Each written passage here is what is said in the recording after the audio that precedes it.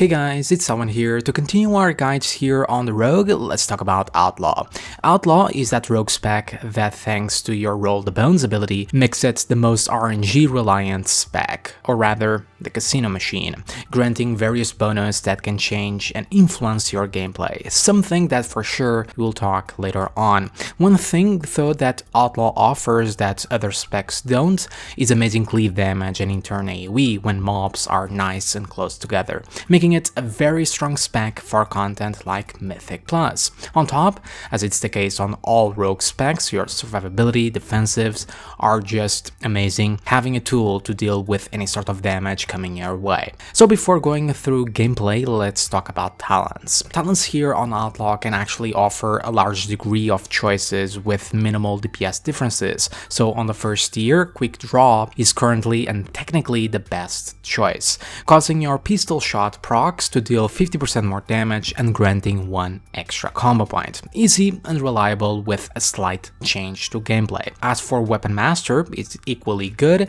causing your Sinister Strike to have a 10% higher chance to strike an additional time, so improving that RNG part of Sinister Strike, which also grants an extra combo points and in turn procs pistol shot. Also slightly better for cleave, but in the end, choose what you prefer. My recommended would be Quick Draw, I just like how it feels. As for Ghostly Strike, it is the weakest of them all, with little bonus in comparison with an extra button to click. Second tier is entirely optional, although Acrobatic Strikes can improve cleave since it increases the range of your attacks, making it easier to do so, while both Hit and Run and Retractable Hook will improve your mobility slightly.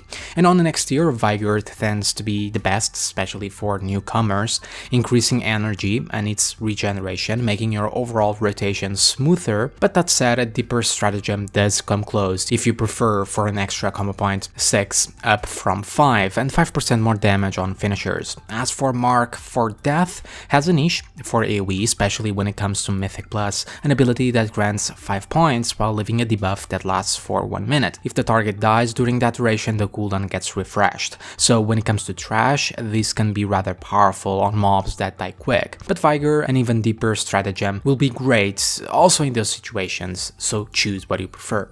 Following tier is all optional again. Sheet Death tends to be the go-to since it can be arguably the most powerful, preventing you from dying at least once. However, Iron Stomach will improve your survivability through stronger Crimson Vials, potions, and even Health Stones, so can be good for those healing intensive fights, or Elusiveness, which improves Feint to reduce damage taken by 30% to allow you to soak up more damage. So all have use, just depends on the situation. And following tier is once again optional. Prey of the Week is quite interesting as your stuns, Cheap Shot or Between the Eyes increases the damage taken on the target by 10%, so some pretty cool utility to add more damage to your groups and even yourself, such as on trash or even ads. The others aren't really that useful for PvE. Blinding Powder is the exception when you happen to need more CC, which is rarely. Tier 6 will then set you on the path to two different builds, the RNG Roll the Bones or the more reliant and steady Slice and Dice. Slice and Dice is the simple buff to keep up increasing attack speed and energy regeneration, while Roll the Bones is this random buff sort of system, far more complex than Slice and Dice, so to keep that you would take Alacrity to give haste for each finishing move. Loaded Dice is also dedicated to the Roll the Bones build and helps with the RNG aspect of it, but currently Alacrity does beat it, as you just gonna get more haste as you do your finishing moves, which is something that you will keep up basically always. The choice between those two is entirely optional, however, currently Slice and Dice lags a little bit behind. Only when it comes to heavy AoE or cleave it can compete, so take that in mind. More on all of this later on. And on the last tier we get Dancing Steel, an amazing option for sustained AoE, getting a longer Blade Flurry and for 5% more damage. As for the others, work great for AoE as well, but actually function on single target, contrary to Dancing Steel. A Blade Rush is a new ability to use, dealing some damage and cleaving, more cleaving damage if Blade Flurry is active. Also grants 25 energy over 5 seconds.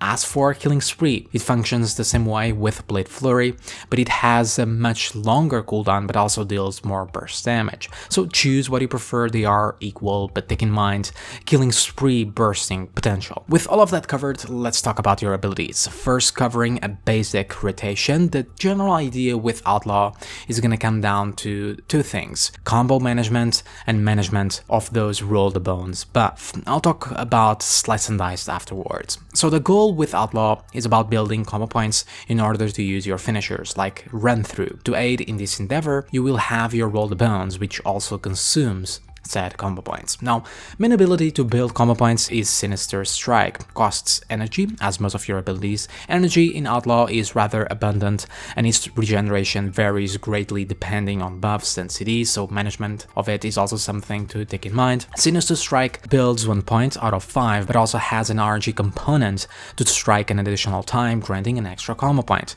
When that triggers, you also gain a proc, making your pistol shot a ranged attack that also generates 1 point, and costing energy, called Opportunity. Due to Quick Draw talent, if you're using, gonna generate 2. There's yet another combo builder, which is Ambush, only usable during stealth, and you're solely gonna use it when starting up fights or during Vanish. I'll go over that during your opener. But the idea with combo points is that you want to build towards finishers and roll the bones, but you also don't want to overcap them, as at that point you're just munching them and in turn losing DPS. So a simple rule to follow will be to never use your pistol shot whenever at 4 combo points with Quick Draw, so only at 3 or below. Unless you don't have Quick Draw talent, this will go up a notch to never use at 5. The reason why you don't want to get to the 5 points when you have an opportunity proc for your pistol shot is because if you use another Sinister Strike to get to those 5 instead of using that said pistol shot, you might munch the said proc, so override the proc, and in turn you're gonna lose DPS, so you want to avoid that. Another thing to keep in mind with that pistol draw proc is your energy. You want to try and avoid at all costs letting your energy reach cap or overcapping in between the global cooldowns. So if you have it available but your asset energy is higher than 90, do avoid it. Sinister Strike follows a similar idea, generates a point, so never use it at 5, but you can safely build to it, and even though there's a big chance you will get 2 points, the RNG doesn't justify using it at only a 3 or below like Quick Draw. This, however, changes with your Roll the Bones buff, Broadsides, but more on that later. There's also another passive to keep in mind which matters to the whole combo point management, called Ruthlessness, granting your finishers a 20% chance per point to grant a point after using it. So if you use it at 5 points, gives 100% chance after using it to keep 1 point. Not a huge deal gameplay wise, but keep it in mind also. If you with deeper stratagem, once again this will go up a notch, just add 1 point since your total amount is 6 and not 5. But what this basically means is that you want to move your priorities over using your builders to your spenders with 4 or 5 points. The highest priority spender or finisher is Roll the Bones. You want its buffs up at all times. Now they are completely random and there's 6 in total, and each draw can grant you 1 buff out of the 6, or 2 buffs, or even 5 at all varying degrees of chances, 5 being the lowest at a measly 1%. Now these buffs also have different power levels, some will be more powerful than others. Ruthlessness Precision, the most powerful, grants a 60% extra crit chance to your Between the Eyes finisher. I'll go over that ability in a second, and 20% higher crit for all of your other abilities. Grand Melee, increasing your auto attack speed by 55% and giving you 25% leech. Broadsides, granting your combo builders 1 additional point and 20% more damage to the respective builders. Skull and Crossbones causes Sinister Strike to have an additional 30% chance to do that second strike. Buried Treasure for an extra 4 energy every second. And finally, True Bearing, finishing moves, so spending combo points, reduces the cooldown of many of your abilities, practically all besides Blade Flurry, by 1 second per point. In reality, you have a passive that does this naturally, called Restless Blades, doing exactly the same. So that buff, True Bearing, simply adds an extra second, meaning 5 points spent will be 5 seconds off your CDs, with True Bearing would be 10 seconds. Now, you have 2 damaging finishers. Run Through deals damage, and that's it.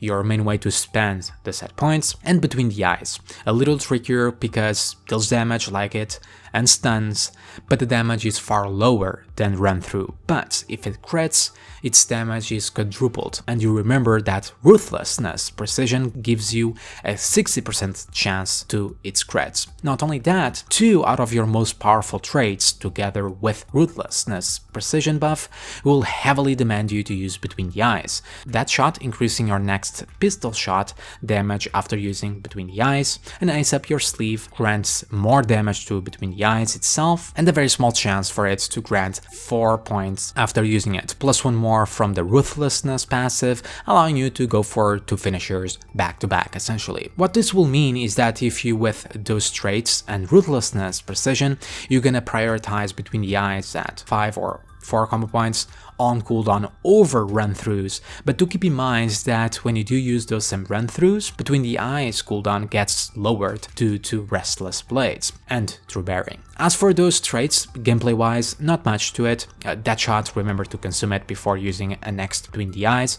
should always happen, but still take that in mind.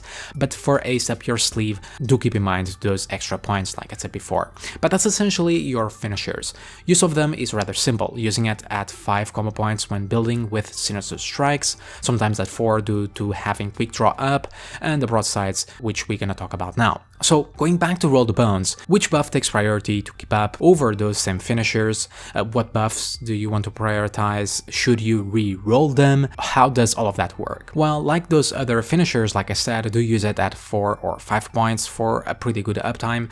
Refreshing anywhere below 10 seconds or so will be decent, but there's some buff management to do, or rather RNG management. So your most powerful buffs, like I said earlier, is Ruthlessness Precision due to the heavy buff towards Between the Eyes, especially with the traits, and Rend Melee for more auto attacks, which translates to more extra auto attacks coming from your mastery, an extra chance for them to proc, plus Combat Potency procs, another auto attack passive, granting energy this time, plus some extra damage. So if you have either of those, you good, and you're gonna stay with them until your natural refresh of the overall Roll the Bones buff at those 10 seconds or below. That said, if you have either that shot or Ace Up Your Sleeve or both, your priority is gonna shift towards Ruthlessness Precision only. What does this mean then? Well, putting it simply, when you use that first Roll the Bones and it's not Ruthlessness Precision or Grand Melee, again if without the traits,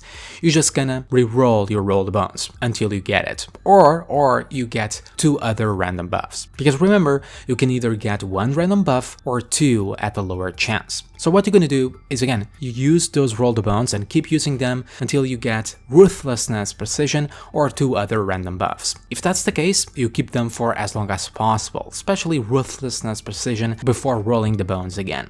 There's also yet another powerful trait, Snake Eyes, which causes your next 5 Sinister Strikes to deal more damage after rolling the bones. Not much to it, but if you have 2 traits of it, can be worth to use those same buffed Sinister Strikes before rolling the bones again, no matter the buffs. Now that said, there are other buffs to keep up that can change gameplay slightly, like broadsides. Quite simply adds an extra point when building. So Quick Draw Pistol Shot is gonna give 3, Sinister Strike 2 or 3 with that RNG extra hit. Basically, we'll change that rule that I mentioned earlier about only using Pistol Shot at 3 points to be only used at 2 to avoid overcaps. The same follows for Sinister Strike. You're not gonna stop using it at 4 points, not at 5, to once again avoid overcapping, hence why your finishers will be either used at 4 or 5 combo points. As for the other buffs, no gameplay changes, just True Bearing is gonna change it by refreshing your CDs much quicker than normal, so adapt to that. And if you get all 5 buffs from Roll the Bones, it's an amazing feeling, so do enjoy it while it lasts. Buffs are really random, but they do change how your character feels, which is pretty cool. With that covered, let's jump to your opener. So opening up with Outlaw is not that complicated. You always want to start in stealth, so you gain access to ambush, dealing more damage than Sinister Strike and granting 2 points. You also have Vanish, which can also be used as a DPS cooldown by allowing you to use ambush. So here on Outlaw, you use it straight after that first ambush for 2 ambushes back to back, granting 4 points ends really quickly. After this is where your Blade Rush or Killing Spree will come in as well. Those abilities are to be used on cooldown, but they don't cost any energy, and in fact Blade Rush even grants it. So again, do use it on cooldown, but take in mind your energy, delay them slightly to avoid overcaps if needed. Also take in mind their CD is reduced by True Bearing and Restless Blades, so you're gonna get them rather frequently, so keep eyes on those cooldowns. And once that's done, you can go for your first Roll the Bones and proceed with a normal rotation as before, trying to fish for those 2 random buffs or Ruthlessness Precision. Once your energy goes down a bit, you also want to pop your main CD, Adrenaline Rush. What it does? Well, it sends you in overdrive, attacking faster and gaining a lot more energy, which means more spam for your abilities for more finishers. Like Blade Rush or Killing Spree, or even Vanish, do use on cooldown, but since Adrenaline Rush gets your energy going super quick, avoid using it too close to the cap. That's why you want to delay it a little bit on your opener if need be. And finally, as a last note to the Vanish/Ambush CD use, if you with broadsides you will get 3 points, not 2, so careful on those managements. And yeah, that's it really. As for AoE or Cleave, so Blade Flurry, super fun ability and rather simple to use as well. You have 2 charges and it lasts for 12 seconds, making all of your abilities cleave all targets. The idea with it is that you want to use as much as you can, but also make the most out of it, since it has a very limited window. Your rotation stays the same, exactly the same, but take in mind what's going on in a fight. What abilities are you going for to time those Blade Flurries for optimal damage, like Blade Rush and Killing Spree. Remember, they do more damage during Blade Flurry, so time all of that right. All of that said, if you play with Slice and Dice, your rotation gets far easier to manage, especially here in AoE, so all of that buff management of Roll the Bones is gone, but all of your rotation and rules remain the same. You want it always up, obviously, refreshing anywhere around 10 to 15 seconds, but that's it really. A far more static type of gameplay, but also far more reliable and easier. So yeah, let's move on to traits and stats to wrap it up. So for stats, Agility is usually king as for most specs, but for secondaries, Haste tends to be the best along with Verse. Haste increases energy regeneration and faster auto attacks, like it is with Grand Melee buff or even Slice and Dice or even Adrenaline Rush. Auto attacking faster will trigger things more often, like the main ability from your mastery and Slash or Combat Potency, which is just extra attacks, which can also grant energy in the case of Combat Potency, which is great. In terms of traits, I mentioned the most worthy of note, but do check in the description Blood Mallet to keep track of all of your trait goodness, along with my add-ons and auras. You can find all of that down in the description. And yeah, that covers it all. As always, thank you for watching, hope it helps. Remember to like and subscribe to get more videos like this, and check out my Patreon if you wish to support the channel. Have a fantastic day everyone, and I'll see you all next time. See ya.